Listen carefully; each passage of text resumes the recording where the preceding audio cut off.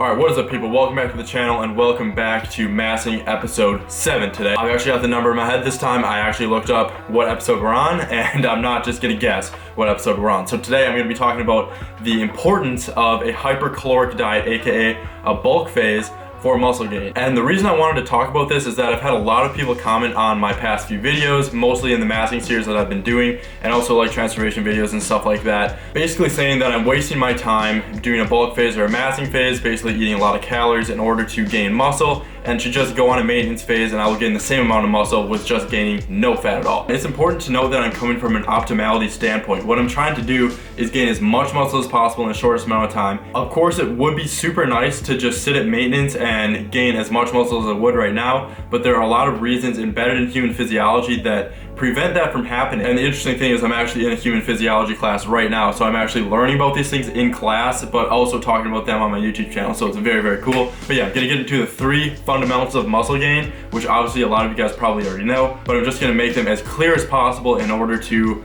basically show you guys the big understanding of why you have to be in a caloric surplus to gain as much muscle as possible. Fundamental number 1 is to train hard. So what does training hard mean? The most important parts of training hard come from training in close proximity to failure. So that means probably training from 4 to 5 reps in reserve to about 0 to 1. So that means about like RPE 6 to RPE 10. And then of course you have to be lifting a heavy enough weight, which of course comes along with the RPE and the reps in reserve and everything like that.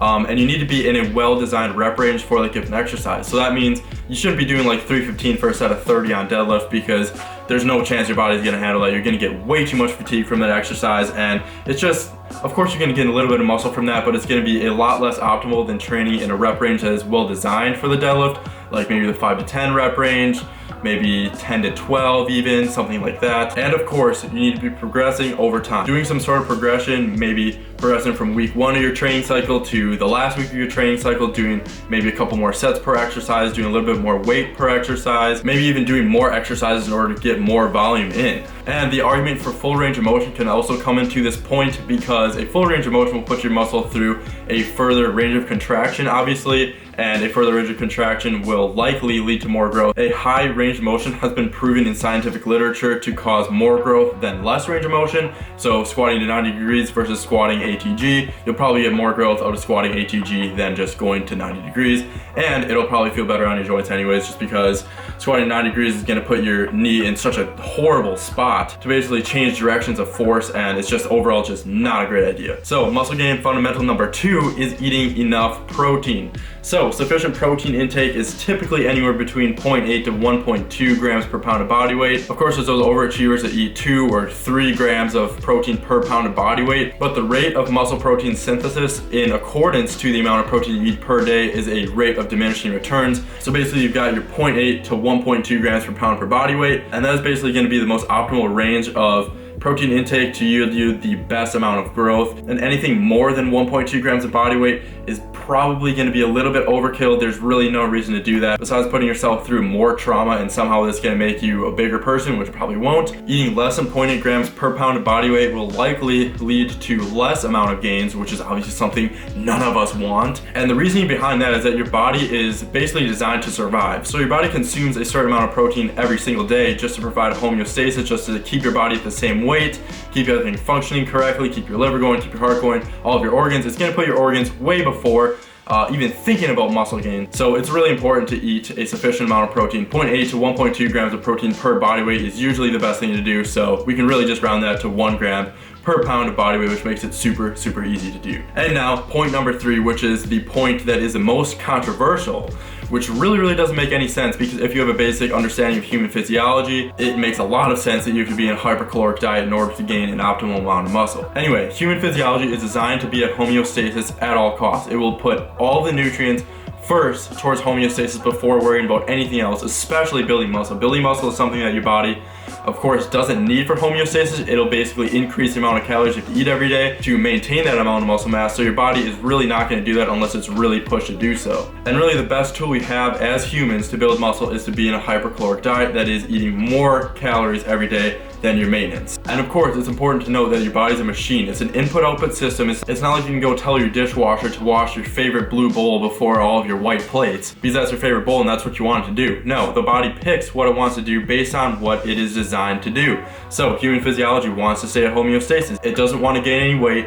It doesn't want to do any of that because that'll make it harder to stay at homeostasis. I hope that makes sense to you guys, because a lot of you guys still think that muscle gain can still be done at maintenance, which of course it can be to some extent, but nowhere near the optimal amount. And clearly a lot of you guys watch Coach Greg, and a lot of you guys take it directly to heart without fact checking it at all. It's really important to fact check anything you guys hear from YouTube or from literally anyone. Of course you guys can fact check anything that I say, but 90% of what I say is backed by science, and I don't just say it because something works for me and I'm just gonna tell you guys to do something just because it works for me. Like, that doesn't make any sense. So it's really important to fact check with science to see if something is actually true. That being said, diet composition can be done in several ways. Low carb, high fat, there's of course a ton of different ways to diet, but the one I recommend to most of you guys is to do a high carb, low fat diet. So essentially fats are used in the human body to provide certain hormone functions, so secretion of GH at night, secretion of testosterone, things of that nature, and all of those things can be dealt with just by eating, you know, a relatively low amount of fat per day.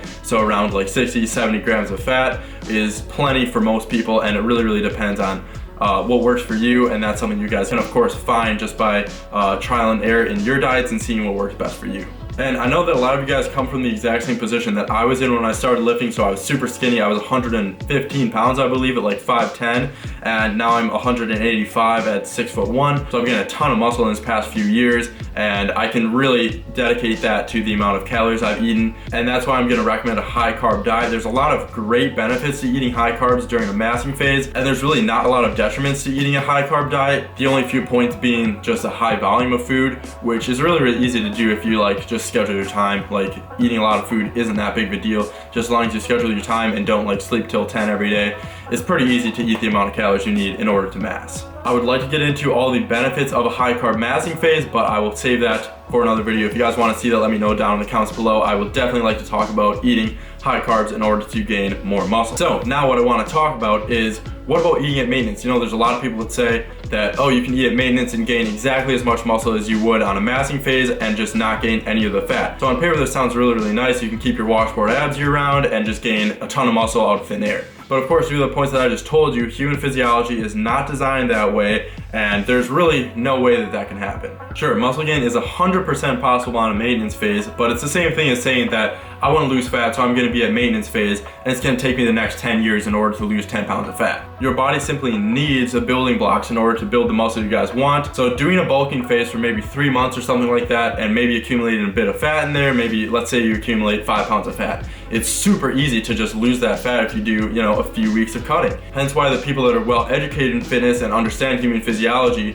do massing phases and then do mini cuts in there to potentiate more gain, and then eventually do a long conventional cut in order to lose all of that fat you guys gained during the bulking phase. And at the end of the day, fat gain is something that comes along with the process. Of course, there's those people that are lean year round, they have really good genetics, and they preach that you can gain muscle at maintenance or even in a deficit, which is complete bullshit. But yeah, that's pretty much all I wanted to talk about for this video. If you guys have any questions regarding what I just talked about, definitely let me know down in the comments below. I will also leave some scientific studies in the description down below, so it's not like I'm talking right out of my ass and trying to tell you guys something instead of being like, oh yeah, you can gain muscle on a maintenance phase and you can stay lean year round, because that just simply doesn't work. Take some time for yourself to research on what's actually true and not just take someone's word on YouTube because they have a really big following and they look pretty big because they've taken steroids for the past 20 years. Working hard or hardly working? Working hard. Well, don't say that. The feds are gonna come after you because you were being recorded. By who? You? No. All right, good morning everyone. So today we're about to go in for our pull workout today. I just have one session today. I might go for two just because yesterday I had an AM PM, but ended up going later for my AM session for legs and ended up not going in for my PM session. So we'll see what we do. Might just tack on the rest of the stuff that I had for the PM session yesterday on the workout today. But yeah, I hope you guys enjoyed the little talk I had earlier in this video. Definitely an interesting thing. Obviously it pertains to me because I'm massing right now. And little weight update. I was 185 this morning. Don't really know what I'll be right now, but we can check her out. 188.8. You know, That is not accurate because I've already had one meal and a bunch of water and stuff like that. So 185 this morning, we're making gains and we're making that slow progress. So we got about, I believe, 5 more weeks of massing-ish. And then we're doing a mini cut, and then obviously I'll explain a lot more about that when we get closer to that. This is my last week of training on this mesocycle, and then I have a deload next week.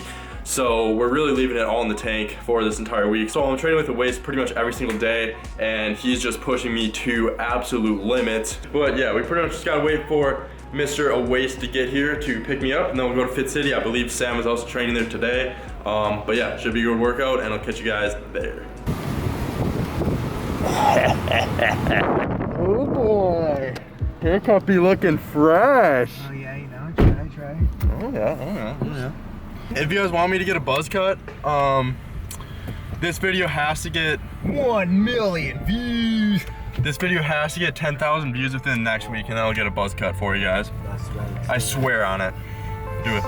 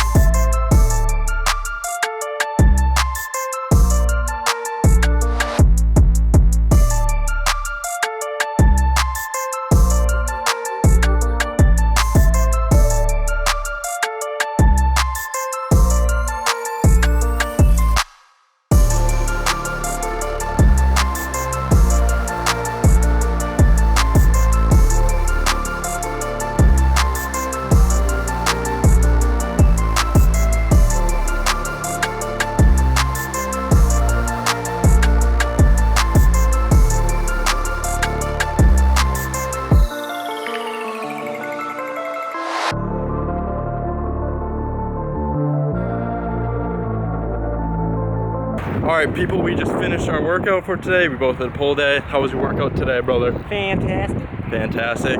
I had a good workout today as well. But We're not done though. huh? We're not done though. It's 7 p.m. Oh shit, I forgot. All right, guys, so I'm about to go in for my PM session for today, but I'm having a little snack right now, which is basically gonna be this entire bag of crispy rice and this protein smoothie right here.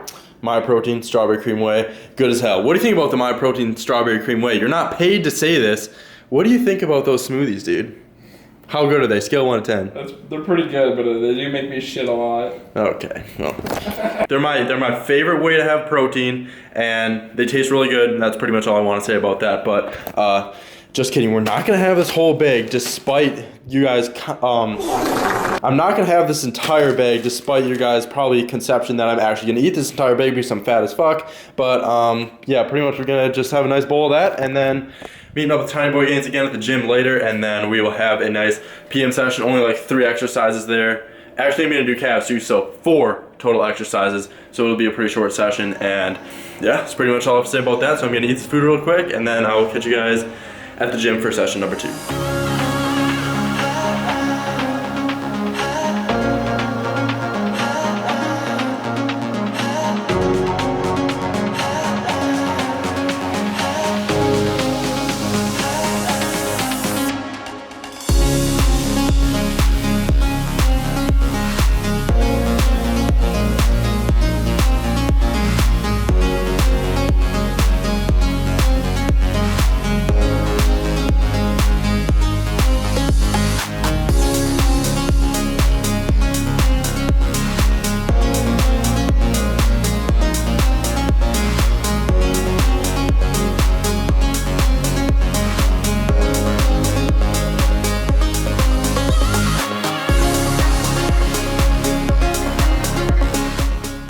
Alright guys, so I made it back from the gym just a little bit ago. Currently about to eat my dinner. Logan is currently streaming, so if any of you are interested and are here at the end of the video, if you guys want to watch Logan stream, I will put his link down in the bio, in the description below. My bad, the description down below. But anyways, what we're gonna have for dinner tonight is, we just have a little bit of ground turkey. This is 97.3, and I believe that's like literally like 2 ounces, not a lot.